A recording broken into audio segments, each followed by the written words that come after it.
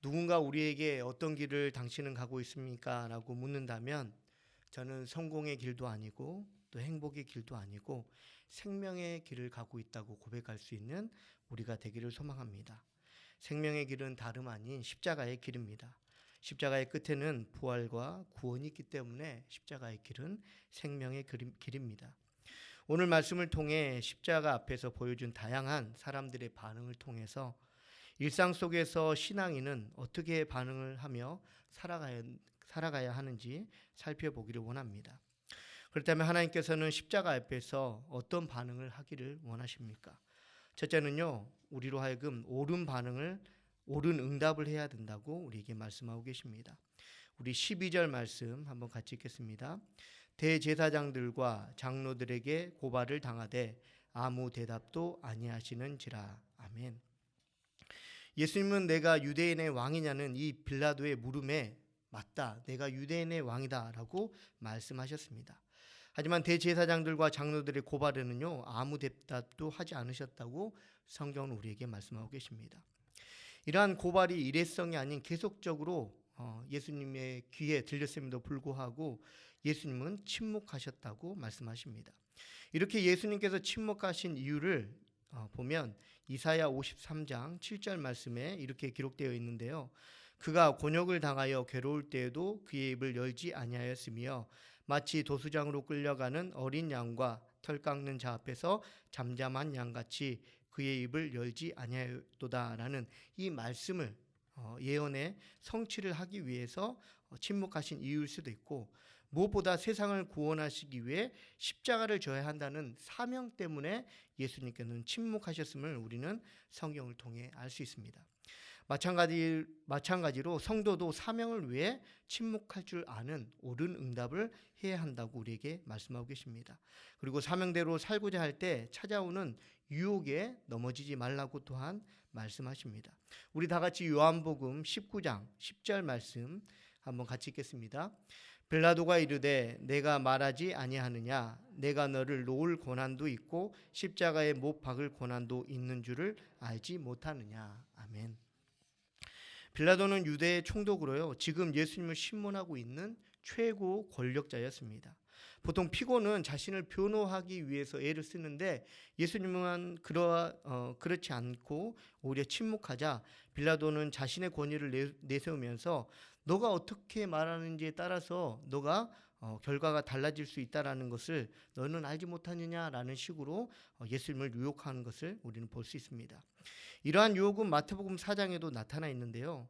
예수님께서 광야에서 금식 기도를 하시고 나서 예수님 앞에 마귀가 나타나서 지금 가장 절실하게 필요한 것을 위해 예수님께 돌들로 떡덩이가 되게 해서 먹으라라고 유혹했습니다. 또한 성전 꼭대기에서 너가 만약에 하나님의 아들이어든 뛰어내리라 라고 말하면서 예수님이 하나님의 아들이심을 과시하도록 유혹했습니다. 마지막으로 천하만국을 보여주면서요, 자신에게 경비하면 이 모든 것들을 주겠다고 하면서 고난의 십자가를 대신 지지 않고 쉬운 길을 택하는 유혹을 예수님 앞에 했습니다. 하지만 우리가 아는 것처럼 이 모든 유혹을 예수님께서는 물리치셨습니다.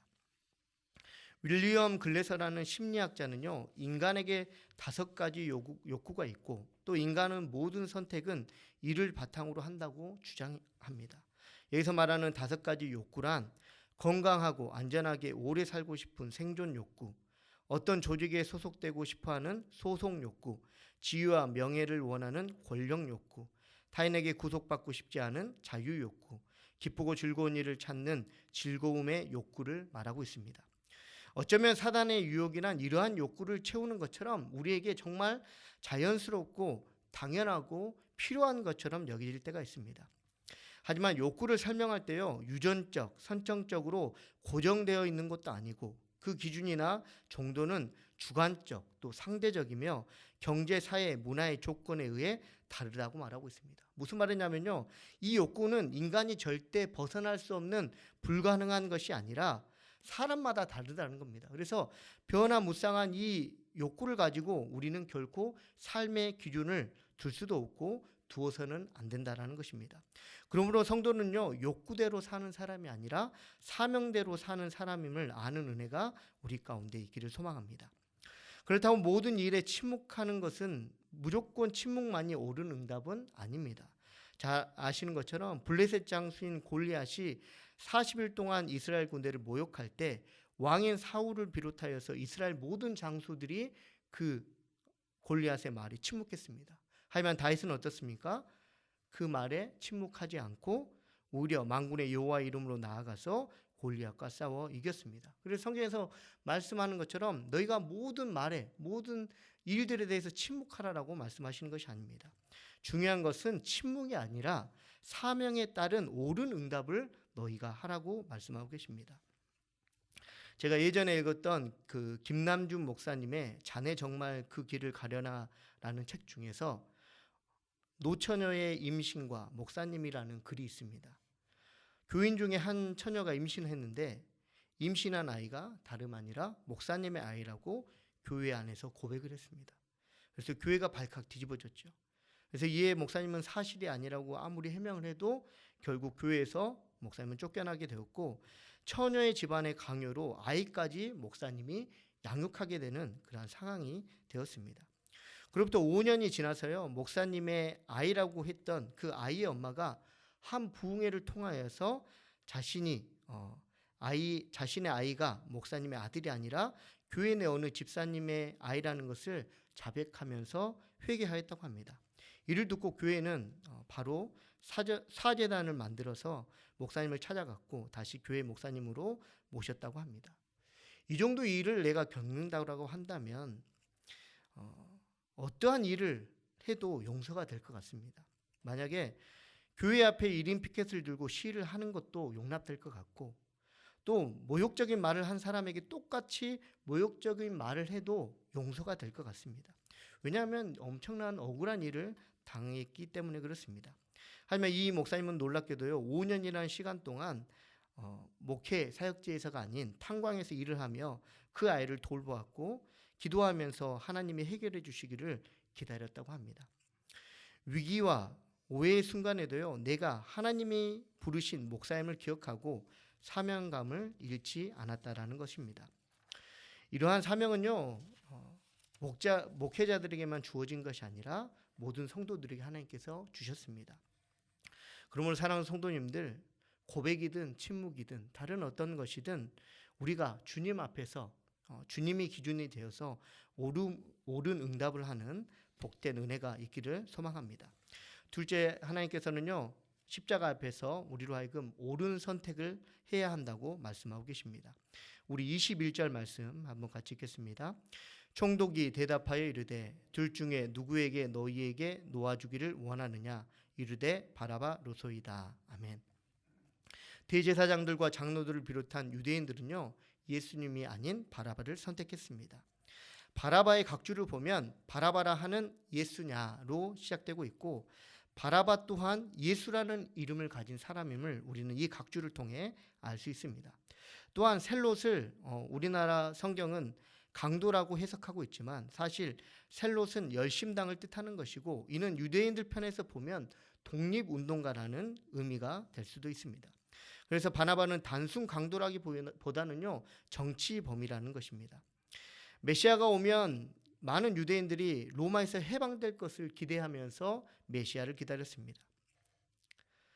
하지만 예수님은 정치적인 이유로 이 땅 가운데 오신 것이 아니라 모든 사람들을 죄에서 구원하기 위해서 이 땅 가운데 오셨고 또 결국 죄를 용서하시는 사랑으로 오신 그 예수님을 이 유대인들은 받아들이지 않은 것입니다. 왜냐하면 자신들이 생각하는 로마에서 자유로운 해방이 아니라 하나님이 말씀하시는 구원은 자신들이 생각하는 그러한 구원과 달랐기 때문에 그렇습니다. 반대로 이 바나바는요, 로마의 입장에서는 정치범이었지만 또한 유대인들에게는 독립운동가였습니다. 그래서 아무것도 자신들의 뜻을 위해서 아무것도 하지 않은 예수님을 택하는 것이 아니라 그래도 바나바처럼 자신들의 뜻과 조건이 맞는 바나바를 선택한 것입니다. 바라바를 선택한 것입니다. 요즘 결혼을 결정할 때 사랑이냐 조건이냐를 놓고 선택을 많이 하는 것을 보게 됩니다. 그리고 요즘에 보면 사랑보다는 조건을 좀 더 비중을 두며 결혼하는 사례들을 볼 수 있습니다. 하지만 성경은요, 고린도전서 13장 4절에서 7절까지 이렇게 말씀하고 계시는데 한번 같이 읽겠습니다.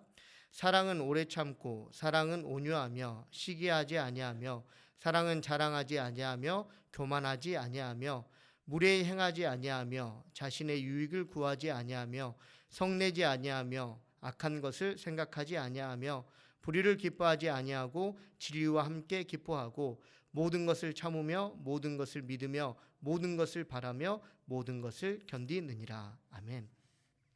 사랑하는 성도님들 잘 아시는 것처럼요, 조건은 또 다른 조건을 낳습니다.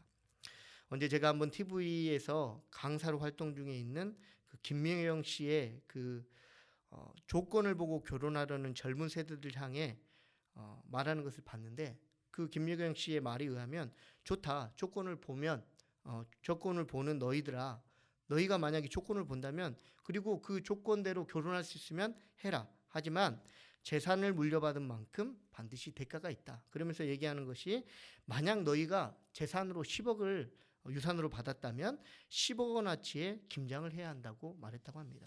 말 그대로 조건은요, 항상 조건이 딸려 있다는 것입니다. 세상에 공짜가 없다는 것을 우리는 너무나도 잘 알고 있습니다. 그래서 우리가 조건이 아닌 사랑을 선택해야 되는 이유가 이 또한 있습니다. 또한 유대인들은요, 이러한 조건도 조건이지만 예수님을 시기함으로 예수님이 아닌 바라바를 선택했음을 우리는 볼 수 있습니다. 한 농부가 염소와 나귀를 길렀다고 합니다. 그래서 주인이 이 염소보다 나귀를 좋아했는데, 왜냐하면 묵묵히 무거운 짐을 잘 날랐기 때문에 그렇습니다. 그래서 항상 사랑을 받는 나귀를 시기한 이 염소가 어느 날 나귀에게 다가와서, 야, 너 그렇게 힘들게 일하면 계속 힘들게만 살아. 그러니까 너가 꾀를 부려가지고 주인이 보는 앞에서 너희가 일부러 넘어가져가지고 너가 지금 연약하다, 내가 약하다, 그래서 무거운 짐을 들 수 없다라고 해. 그래야지 너의 삶이 편해라고 하자 나귀가 그 말을 곧대로 듣고 그렇게 했습니다. 그래서 주인이 보는 앞에서 짐을 싣고 가다가 이렇게 넘어지는 겁니다. 근데 주인의 반응이 염소가 생각하는 것과 달리 이 나귀가 자꾸 쓰러지자 더욱 사랑한 나머지 급히 의사를 불러서 진단을 해가지고 이 나귀가 지금 허약해져 있기 때문에 염소의 간을 빼다가 먹이면 아마 기력이 돌아올 겁니다 라는 그 의사의 말을 듣고 결국은 염소를 죽여 나귀를 치료했다고 합니다. 마찬가지로 예수님을 시기하였던 유대인들도 결국 구원을 받지 못하고 사망에 이르고 말았음을 우리는 볼 수 있습니다. 사랑하는 성도님들, 우리는 지금 예수님이 걸어가신 십자가의 길을 걸어가고 있습니다. 십자가의 길은요, 사순절 동안만 걸어가는 것이 아니라 우리의 생명이 다할 때까지 계속되는 것입니다. 그래서 우리는 십자가 앞에서 항상 옳은 선택을 해야 합니다. 그리고 말씀에서 옳은 선택은 조건이 아닌 사랑이라고 우리에게 말씀하고 계십니다. 예수님은 우리가 죄인 되었을 때 조건 없이 사랑하셨습니다. 그리고 그 사랑으로 십자가 앞에서 모든 것을 참고 모든 것을 믿고 모든 것을 바라고 모든 것을 견디셨습니다. 우리가 시기심에서 벗어날 수 있는 길 또한 사랑이다라고 우리가 방금 성경을 통해 보았습니다. 왜냐하면 사랑은 시기하게 하지 않기 때문에 그렇습니다. 사랑하는 성도님들, 우리는 항상 예수님과 또 가짜 예수 중에서 선택하며 살아가야 하는 그런 상황 가운데 놓이게 됩니다. 지금 당장은 조건이 우리에게 유익을 주는 것 같지만 결국은 예수님의 아가페의 사랑이 우리를 구원하였음을 알고 그 사랑을 가지고 다른 사람들과 나누는 그러한 삶으로 항상 옳은 선택을 하는 복된 성도님들 되시기 바랍니다. 마지막으로 예수님께서 십자가 앞에서 우리로 하여금 옳은 결정을 해야 한다고 말씀하고 계십니다. 우리 24절 말씀 한번 같이 읽겠습니다. 빌라도가 아무 성과도 없이 도리어 밀란이 나려는 것을 보고 물을 가져다가 무리 앞에서 손을 씻으며 이르되 이 사람의 피에 대하여 나는 무죄하니 너희가 당하라. 아멘. 말씀에서 나오는 빌라도는요, 예수님이 죄 없으신 분임을 알았고 그리고 예수를 유대인들이 시기함으로 재판에 넘기려 한다는 것도 알았습니다. 더욱이 자신의 아내를 통해서 예수님이 옳은 분, 의로우신 분임도 알았습니다. 하지만 빌라도는 이 모든 사실을 알고도 예수님을 석방하는 것이 아니라 십자가에 달려 죽게 하였습니다. 빌라도가 이러한 결정을 하는 데는요, 밀란으로 인한 염려 때문에 그렇다고 우리는 성경을 통해 볼 수 있습니다. 만약 밀란이 일어날 경우에 빌라도는 어떻게 될까요? 로마 황제가 책임자였던 자신을 해임할 것이라고 생각하였고 자신이 가지고 있는 모든 것들을 잃어버릴 것이라고 빌라도는 생각했습니다. 이러한 염려는요, 비단 빌라도의 경우만은 아닐 것입니다. 우리는 항상 옳은 결정을 하고자 하지만 가장 옳은 결정을 방해하는 것이 바로 염려라는 것을 우리는 알 수 있습니다. 하지만 성경은 이러한 염려를 혼자 해결하지 말고 하나님께 맡기라고 우리에게 분명하게 말씀하고 계십니다. 베드로전서 5장 7절 말씀 한번 같이 읽겠습니다. 너희 염려를 다 주께 맡기라. 이는 그가 너희를 돌보심이라. 아멘. 염려는요, 내가 해결한다고 해서 해결되는 것이 아니라 주님께 맡길 때 해결된다고 분명하게 성경은 말씀하십니다. 그리고 주님께 맡긴다는 이러한 의미는요, 또한 주님께 기도한다라는 것입니다. 예수님께서도 잡히시기 전에 기도를 통해 염려를 주께 맡기셨음을 우리는 성경에서 보았습니다.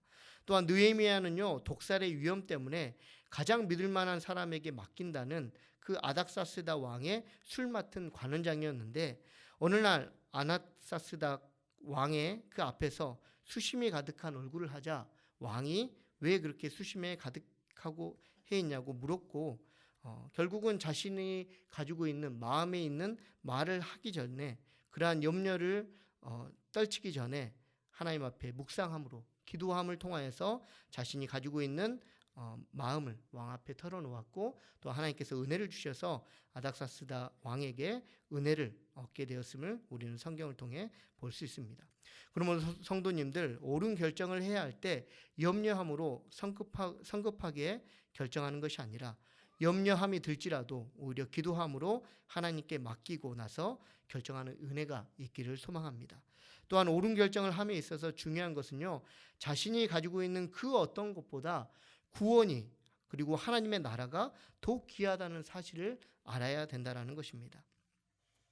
마태복음 13장 44절 말씀에 이렇게 우리에게 말씀하고 계시는데요. 천국은 마치 밭에 감추인 보화와 같으니 사람이 이를 발견한 후 숨겨두고 기뻐하며 돌아가서 자기의 소유를 다 팔아 그 밭을 사느니라. 아멘. 빌라도는 가진 것이 많은 사람이었습니다. 유대의 총독이었고요. 그로 인해 누구보다 호화롭게 생활했습니다.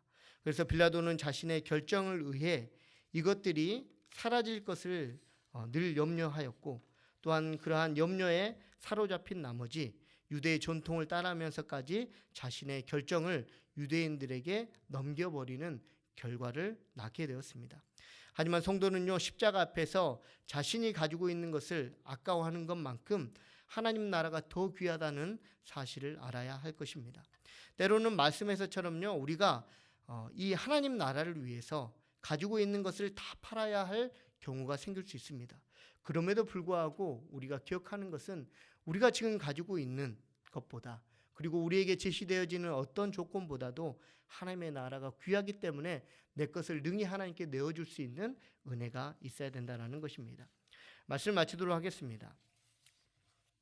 한 젊은 경찰이요, 런던 북부에 있는 핸드 경찰대학에서 마지막 시험을 치르고 있었고 시험 문제는 이와 같았다고 합니다. 당신이 만약 런던 외곽을 순찰하고 있는데 근처에 있는 주유소가 폭발했습니다. 조사를 해보니 인도에서 구멍이 생겼고 옆에는 차가 뒤집힌 채로 널브러져 있었습니다. 또 차 안에는 강한 알코올 냄새가 났었습니다. 차 안에 두 사람 모두 남녀 여자는 부상을 입고 있었고 또 당신이 주위를 돌아봤을 때 어떤 무장 강도가 수배종이 무장 강도가 지나가는 것을 보았습니다. 또한 갑자기 근처 집에서 한 남자가 뛰어나오면서 자기 아내가 임신 중인데 폭발의 충격으로 곧 출산하려고 한다고 외치는 이러한 상황입니다. 그렇다면 당신은 이러한 상황에서 어떠한 행동을 취하겠습니다라고 간략하게 써라라고 했다고 합니다. 이 경찰이요 잠시 생각한 후에 펜을 들어서 이렇게 썼다고 합니다. 나는 제복을 벗고 군중 속에 섞이겠습니다. 라고 했다고 합니다. 결국은요, 이 많은 어려움과 이 많은 시련 가운데서 자기는 제복을 벗고 자기는 아무것도 하지 못합니다. 자기는 아무것도 할 수 없습니다. 그래서 무리 중에 속하겠습니다. 라고 했다고 하는 것입니다. 사랑하는 성도님들이 잘 아시는 것처럼 십자가의 길은 고난의 길입니다. 하지만 우리가 이 십자가의 길이 고난이라고 해서 이 경찰이 제복을 벗은 것처럼 우리가 성도의 옷을 그리고 예수님의 옷을 벗을 수는 없다라는 것입니다.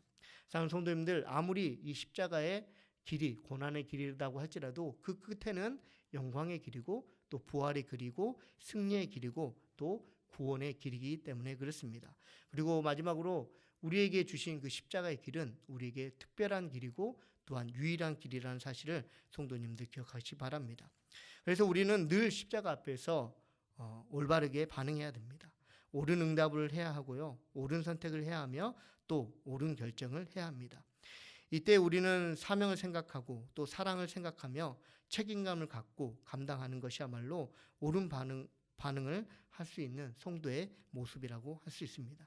그러면 성도님들 고난주간 가운데 그리고 앞으로의 삶 가운데 십자가 앞에서 늘 옳은 선택을 하심으로 옳은 결정을 하심으로 하나님 기뻐하시는 삶을 살아가는 복된 성도님들 되시기 바랍니다. 기도하겠습니다.